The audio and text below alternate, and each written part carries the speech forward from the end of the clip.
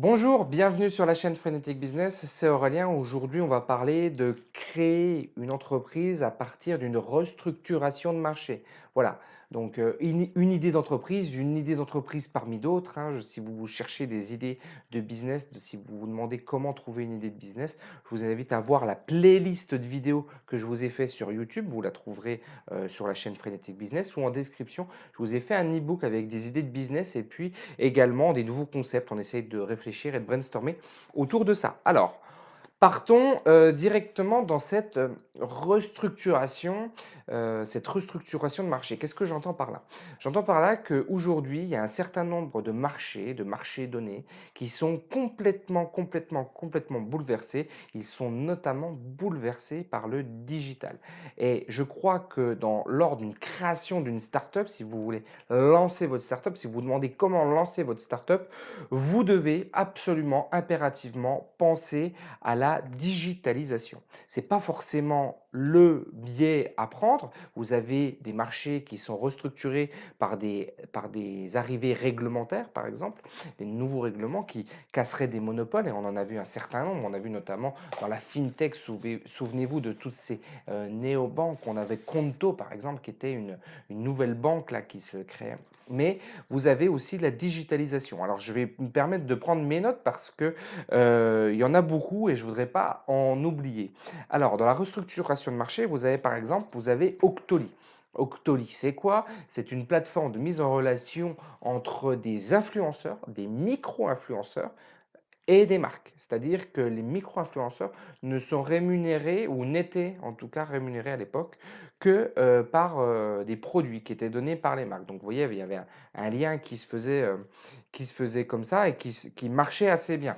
Si vous regardez Octoly, vous allez voir, il y a un petit peu une polémique puisque Octoly à un moment a mis des influenceurs dehors qui n'ont pas apprécié, etc.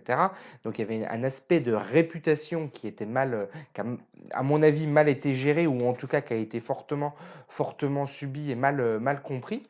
Mais en tout cas, voilà, c'était une parenthèse, mais c'est quelque chose auquel il faut faire attention quand on est dans ces milieux de marketing et d'influence, puisque l'influenceur peut être très positif comme très négatif. Donc, bon, petite parenthèse fermée. Mais en tout cas, je trouve que on passe, enfin, je trouve, beaucoup de gens d'ailleurs trouvent qu'on passe d'un ère où on va être dans du marketing d'influence de plus en plus et de moins en moins à du marketing poussé à la télé ou à la radio. Vous voyez, Claudia Schiffer de l'époque deviennent des youtubeuses en fait, de plus en plus. Et donc, quand j'avais fait la vidéo autour du t-shirt Levi's, je vous invite à la regarder, vous allez voir toute la stratégie, pourquoi les gens portent le t-shirt Levi's rouge. Ça, c'était quand même quelque chose d'assez fascinant de voir la stratégie de Levi's autour de la micro-influence. Bon, parenthèse fermée. Mais vous avez d'autres façons, vous voyez, les marchés sont en train de complètement se révolutionner. Et j'avais JTips, qui par exemple est une application qui est en train de se développer, qui est sortie ou qui va sortir là. Et JTips, l'idée, c'est de te mettre en relation avec les proches. Et quand on est en relation avec ses proches, dans l'application, on va taper, tiens, je te recommande tel produit, je te recommande tel produit, ce produit, il est top. Et si la personne l'achète, vous touchez une rémunération. Donc vous voyez vraiment le modèle économique est encore là assez intéressant puisque on est encore une fois sur de la recommandation, mais encore plus que de l'influence, on est sur vraiment le proche. Et je veux dire, la preuve sociale par l'ami, le copain ou la famille qui va recommander quelque chose, qui va recommander un restaurant, qui va recommander, je ne sais pas moi, un produit, etc. C'est quelque chose qui va marcher. C'est certain, puisque c'est ça qui marche aujourd'hui. Donc, bouche à oreille, et en plus, on va rémunérer autour de ça. Donc, eux, ils vont avoir un défi, c'est cet aspect d'argent, puisqu'il y a des gens qui vont le faire que pour l'argent. Donc, il va falloir arriver à jongler avec ça, mais bon, pourquoi pas. Vous avez ensuite dans le monde de la recherche d'emploi. Dans le monde de la recherche d'emploi, il y a deux sociétés qui sont intéressantes et que je voulais vous développer. Alors, on a EasyRecruit. EasyRecruit, c'est une société qui propose aux candidats de se filmer en vidéo, un petit peu comme je le fais actuellement, pour faire une sorte de CV, mais vidéo ou une lettre de motivation par vidéo. Et je trouve que c'est une excellente idée. Je déteste, entre parenthèses, toutes ces vidéos vidéos un petit peu gadget. Pôle emploi a une idée à la con là, de faire des vidéos où les gens se retournaient un petit peu comme l'émission vocale où les gens ils se retournent quand This is the Voice ou je sais plus comment ça s'appelle. Mais bon, l'idée était extrêmement mauvaise. Enfin, je trouve qu'on a manipulé un peu les gens dans ce truc-là et c'est quelque chose qui me déplaît beaucoup parce que je trouve que ça, c'est pas éthique.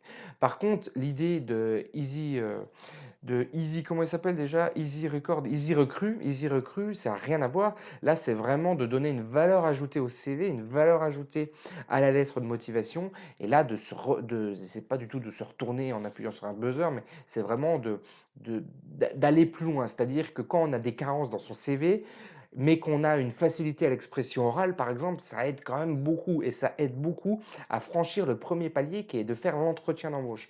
Et je trouve que c'est vraiment, vraiment, vraiment une excellente idée. J'espère que c'est une entreprise qui ira loin parce que je crois qu'il y a des gens qui ont du mal à trouver du travail et qui vont trouver du travail grâce à ces gens-là. Bon, bref, parenthèse fermée. On avait une autre société qui s'appelait Wannabe, donc W-A-N-2-B-E-E, Wannabe, qui, elle, vous propose dans votre navigateur, plutôt que d'avoir de la publicité qui ne sert à rien, d'avoir des offres d'emploi qui ressortent quand vous naviguez sur Internet. C'est-à-dire que c'est une société qui remplace, entre guillemets, les publicités de votre navigateur Internet par des offres d'emploi. Donc c'est quelque chose qui peut être intéressant aussi. Il faut voir comment c'est traité. Je n'ai pas trop poussé la réflexion plus, mais pourquoi pas, pourquoi pas. Donc vous voyez que la digitalisation disrupte encore une fois complètement des marchés qui étaient pourtant extrêmement bien établis, des marchés qui étaient posés. Et je trouve que c'est quelque chose sur lequel il faut se pencher si vous êtes dans une démarche de start-up surtout. Parce que si vous voulez demain peut-être lever de l'argent, ou etc., vous allez pouvoir le faire, mais il faut le faire dans un état d'esprit de start-up. Vous n'êtes pas dans une... Là, vous ne serez pas dans une création d'entreprise traditionnelle, vous serez vraiment en mode start-up. Et la différence entre la création d'entreprise et la start-up, c'est que la création d'entreprise va se financer de manière traditionnelle sur le marché bancaire, auprès d'établissements financiers, alors que la start-up, elle va rechercher de l'expertise auprès de business angels et des fonds auprès de business angels.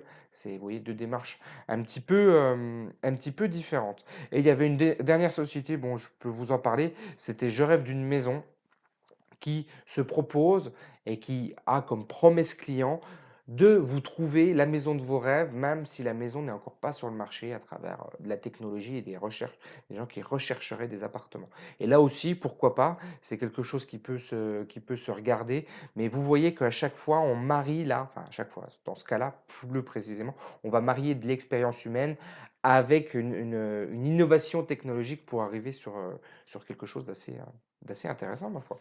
Donc voilà, chers amis, ce que je pouvais vous dire autour de la création d'entreprise en mode start-up, autour de la digitalisation. J'espère que cette vidéo vous a plu. Vous avez vu qu'elle est un petit peu différente par rapport aux autres vidéos que je fais d'habitude sur la chaîne et notamment dans cette playlist, puisque là, on est euh, vraiment sur des entreprises qui vont chercher à faire de la levée de fonds.